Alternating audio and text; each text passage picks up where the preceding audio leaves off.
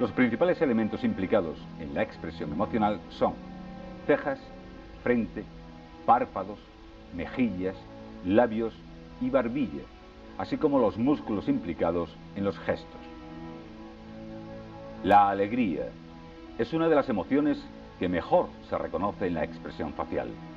Podemos identificar un rostro alegre por la elevación de las mejillas, retracción y elevación de la comisura labial o por las arrugas en la piel debajo del párpado inferior. Los principales músculos implicados son el cigomático y el orbicular de los párpados.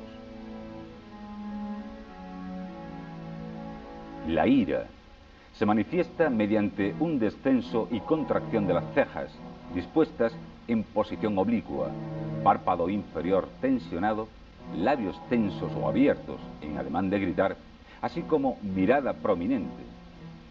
Los músculos más relevantes son el superciliar, depresor superciliar, piramidal, orbicular de los labios, elevador del párpado superior, massetero y temporal.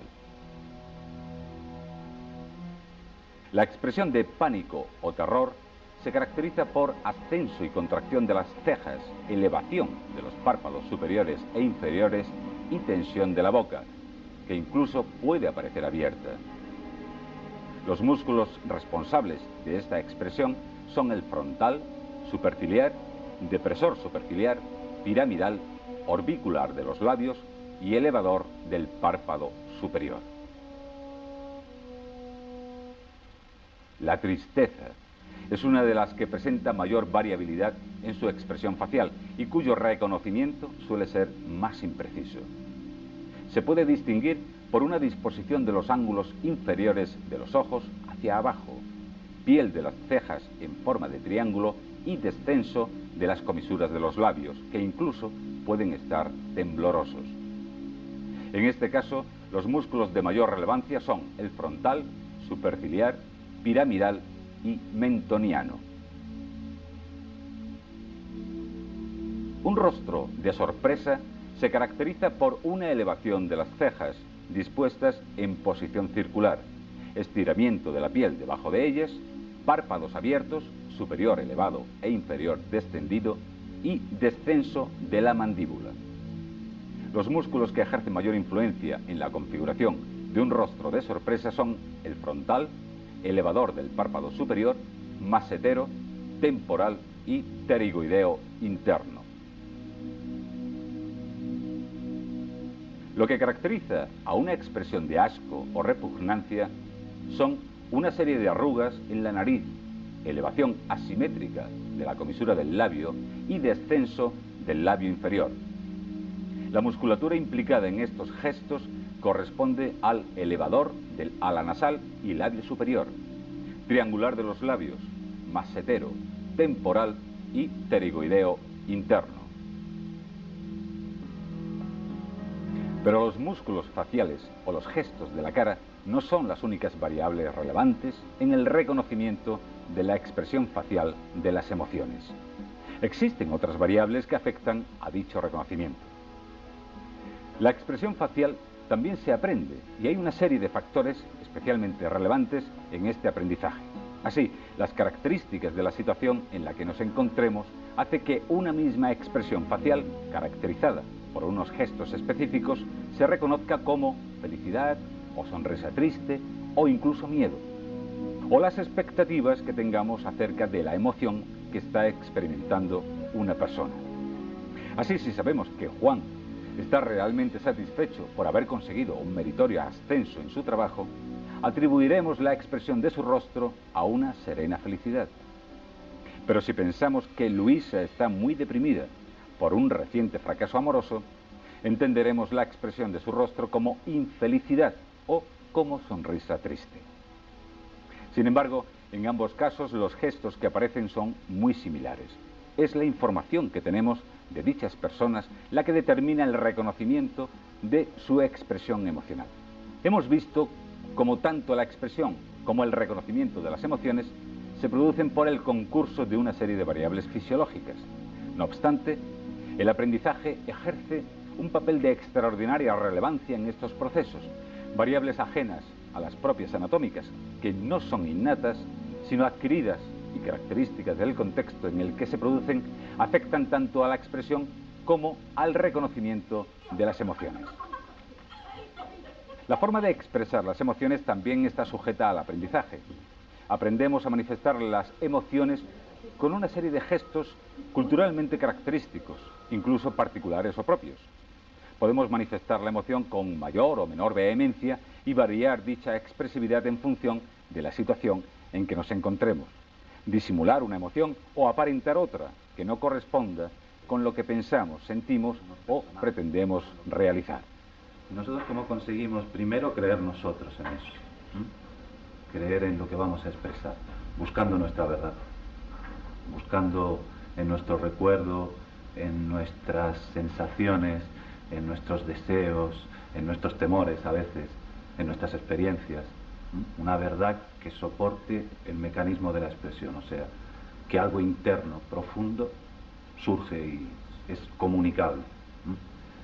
Y por otro lado, como artesanos que somos, estudiamos, nos ocupamos en analizar, en observar, además de imaginar, para poder imitar en un momento determinado algo que hemos observado en la calle, en un personaje, o algo que hemos imaginado, a veces incluso algo que hemos visto en la pintura, donde fuere.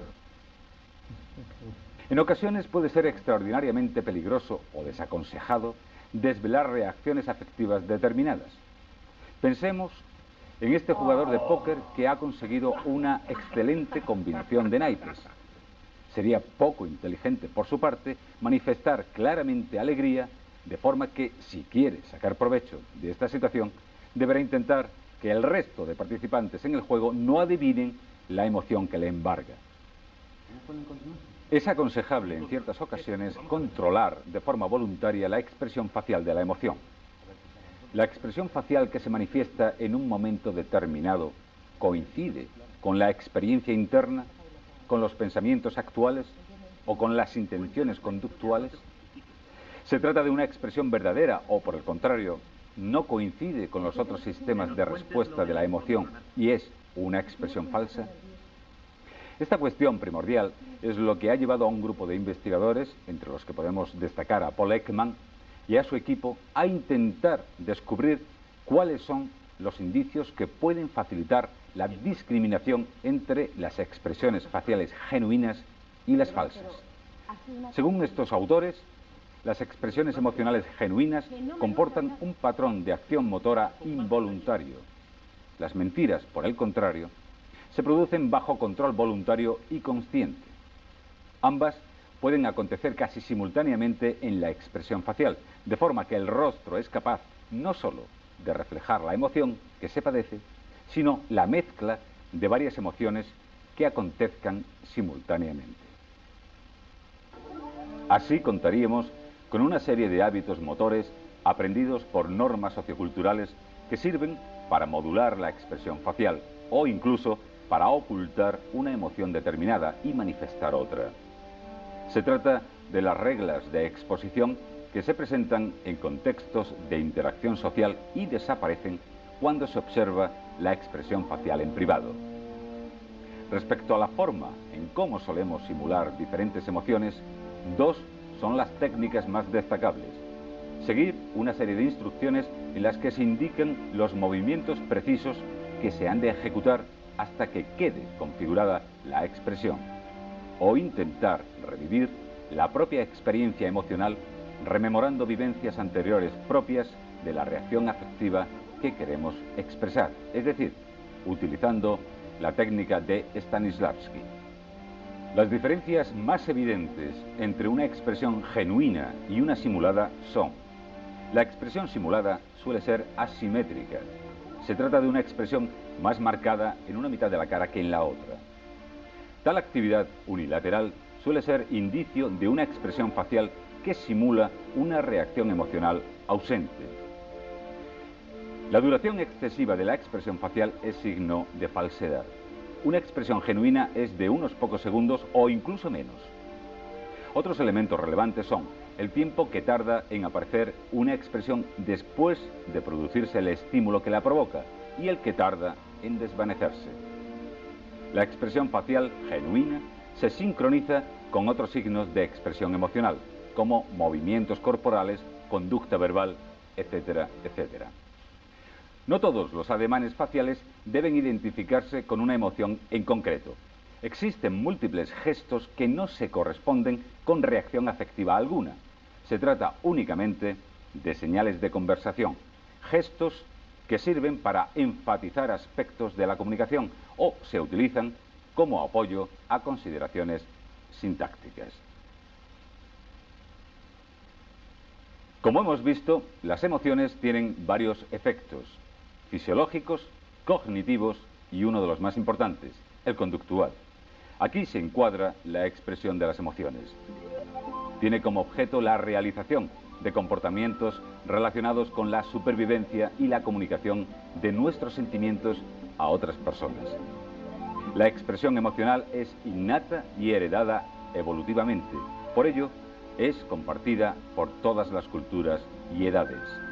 A cada emoción básica le corresponde una forma propia e inequívoca de expresión: alegría, tristeza, ira, miedo, asco y sorpresa. Sin embargo, ciertos aspectos de la expresión emocional se pueden aprender, por lo que podemos simular o esconder nuestros sentimientos o equivocarnos al reconocer los de los demás.